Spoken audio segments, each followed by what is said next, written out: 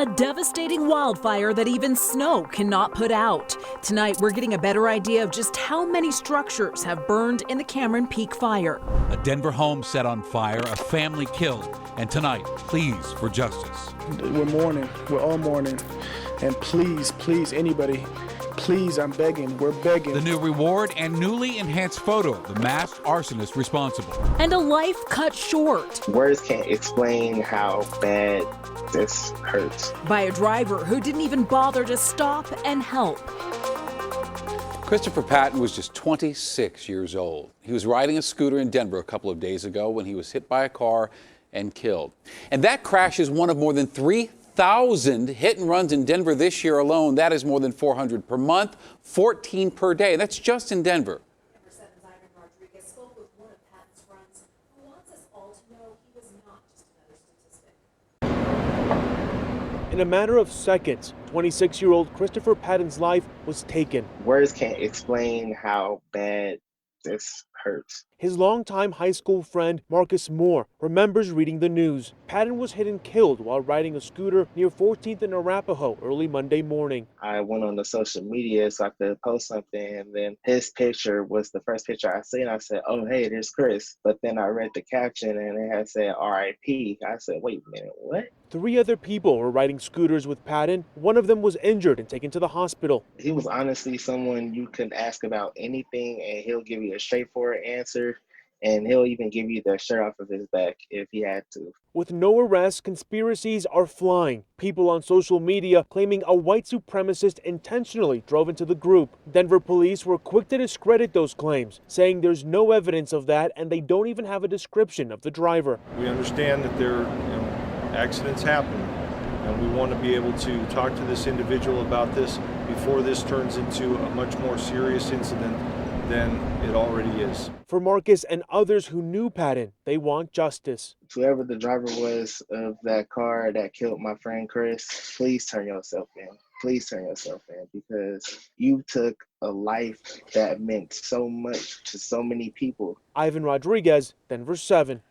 A judge just handed down the maximum sentence to a man who hit and killed a cyclist in Douglas County last year and didn't even stop to help.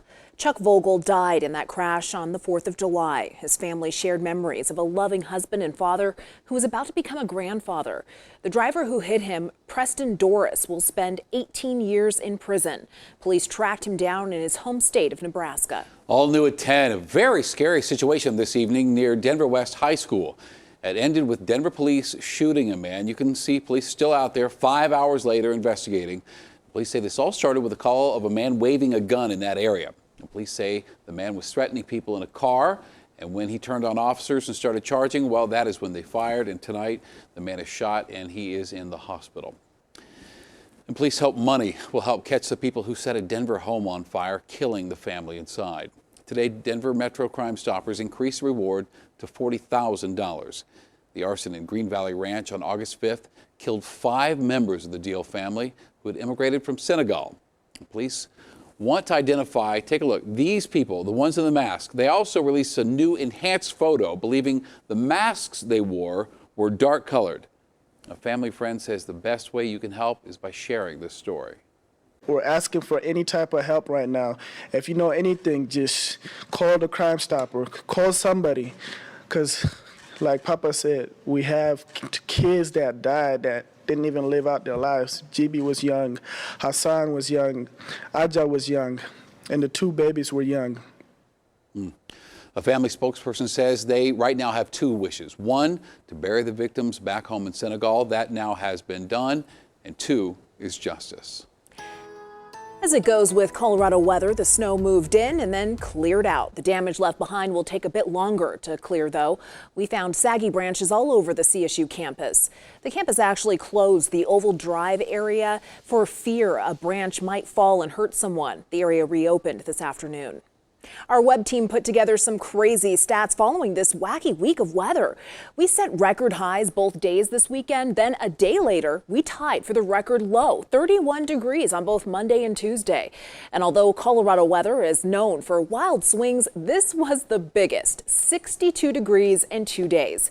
You can find all of the fun weather facts right now on our website, thedenverchannel.com. And that snow could not have come at a better time for the firefighters battling the Cameron Peak fire. That's one in Larimer County. Firefighters measured 14 inches of snow there, and fire bosses say there's been no new growth since the snow started. But tonight, we also learned about structures destroyed in 2 areas in particular, Poudre Canyon from Rustic and above, and the Monument Gulch area.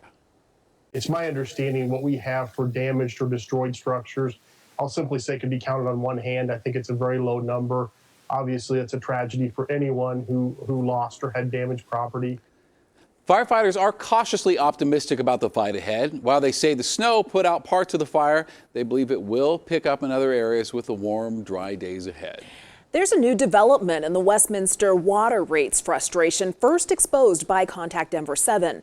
Residents were out this evening collecting signatures, trying to recall the mayor and the mayor pro tem and 2 city councilors. Last month, residents contacted Denver7 after noticing a 60% spike in their water rates. Public Works says it's a combination of increased water use during the pandemic and a recent rate increase. Well, the RTD layoffs we first reported last night on Denver7 News at 10 are not so cut and dry. Now, it's still true 635 people, or a quarter of RTD staff, will face layoffs. What is not so clear tonight is the reason. RTD says it's due to the pandemic, lower ridership, less sales tax revenue. But the union representing operators say it's bad budgeting and management. It would cripple the agency from its ability to put out the service that is its core mission. Others question the numbers driving these cuts. RTD says it has to make up $166 million in 2021, but you pointed out to us that they received $232 million in federal CARES Act funding this year. Colorado is betting on a rebound. Casinos in Black Hawk and Central City are rolling out the tables again. Games like blackjack and roulette return this Friday. Denver7's Russell Haythorne is there with how it'll all work. Yeah, they're bringing the tables back here in Black Hawk and elsewhere in Gilpin County. In fact, here at Monarch Casino, they're bringing in the tables right now. You can see, keep going, guys. Yeah, don't let us stop you.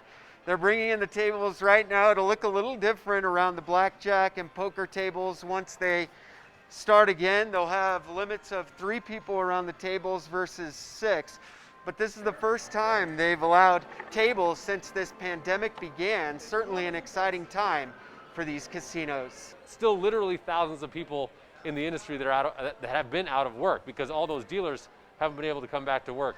So we're really excited. We put the word out yesterday for our dealers that we're going to open again on Friday morning, and they're all excited to be back. We got immediate responses from our dealer corps. The limits around the craps tables will be different as well. Instead of multiple people all around the table, they'll have a limit of 3 on each end. Gilpin County getting the go-ahead from the state of Colorado to open table games this Friday. In Black Hawk, I'm Russell Haythorne, Denver7. And while casinos take a big step forward, high school athletics take a big step back. In just a shockingly fast turn of events, we learned today that high school football will not be back in the fall. It was just yesterday. All signs pointed to an early return to the gridiron. Even the governor gave his support to the idea. But Chassa says it's simply too late to make it happen now. Members voted unanimously to keep the schedule as is, football in March.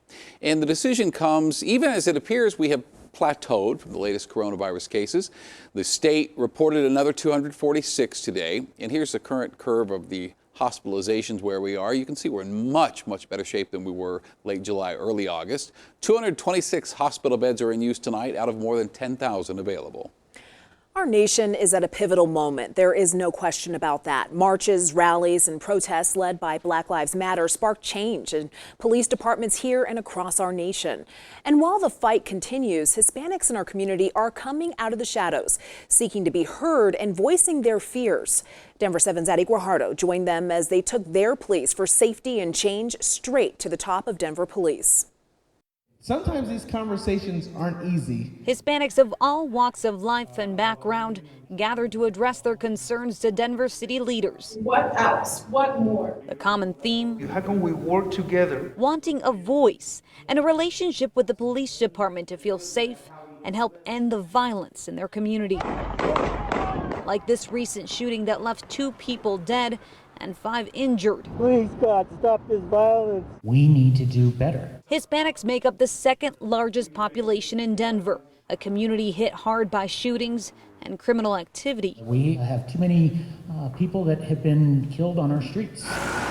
It's why Denver Police Chief Paul Pazin says they stepped in and closed 1 lane in each direction on Federal Boulevard and increased patrols. This is our homeland. Nita Gonzalez has fought for years to mend a strained relationship with the police department. I don't see how you're going to have a long-term positive response if community doesn't become more engaged. Chief Pazin acknowledges it's a process, but he's listening. This is a temporary solution, but the long-term solution is working with the community to address the violence. A police department transformation many here hopes comes sooner than later. It doesn't just end here, that there is actual implementation of what the city is talking about, what the chief's talking about. Addie Guajardo, Denver 7.